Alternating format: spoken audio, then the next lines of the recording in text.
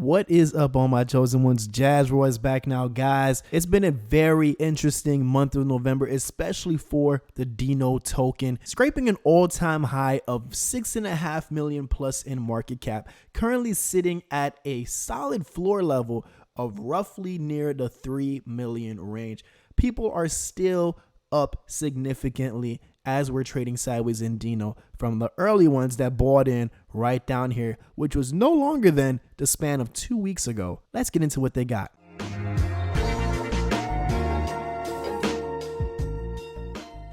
Now, before I begin, guys, please do me a favor and smash that like button. If you're new to the channel, welcome, guys. Do me a favor and hit the subscribe button and also notification bell for me, please, and thank you, guys. So what a wild ride Dino has been for its investors. Looking at what they have built in such a small amount of time, one of the things that I can really say is that they nailed it with the marketing, and they are just another pinnacle of what happens when a project launches with a proper marketing plan in line and they execute. And not only did they do that, but they also executed on their website, on their staking being released. And as you can see here, an APR of right now 12.75%, total volume $570,000. And so far with a total of 144 stakers, at least according to this platform, and with 54.7 million Dino staked. It is no surprise that Dino is still holding itself afloat, and possibly knowing the market conditions, Dino still stood in a good consolidating level despite all the frenzy that's went on these last 2 weeks,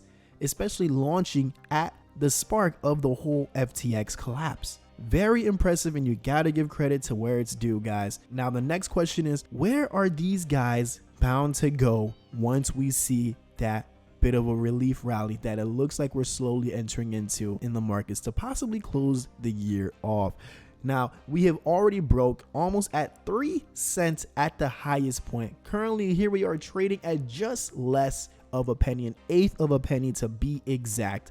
Definitely a very good discount, because just from here, returning back to our all-time highs would be a little more than double the returns. Now, obviously, guys, we know a lot of these projects in the market right now, it's almost like a gamble. It's either a hit or a miss. But when you see projects like these that seem to be standing the test of time, well, not financial advice, but you have to look at it like that. You know, if it returns back to all-time highs, you can make a little more than double your money back. If at all-time high, things tend to break even further and doubles that self in price, well, your money just gonna have a fun time flipping. Let's look at some of the things that they got in store. So now it is very clear that they are branding themselves as a meme utility token, and like they mentioned before, there should be more utility coming, and they have been doing negotiations with centralized exchanges behind the scenes. Another interesting thing to point out is that now there's been talks of Dino possibly becoming a multi-chain asset,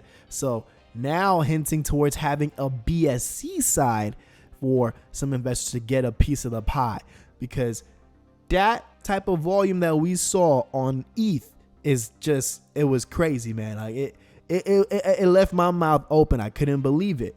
So let's see what would happen if they go through and make it on the BSC side as well. Also, they've been networking with big YouTubers as well, reaching out to people that have bigger platforms, all for the sake of that additional exposure. And their army has been developing quite strongly too. And just taking a little brief trip down memory lane, if you look over here at what they have in store, they're already ahead of their roadmap. So a lot of things going on with Dino, guys. They seem to just be adamantly pushing despite the conditions of the market. Let's see how far they can go before the year is up. Thanks for tuning in, guys. I'm Jazz Roy. Like I always say, I will catch each and every one of you guys at the top.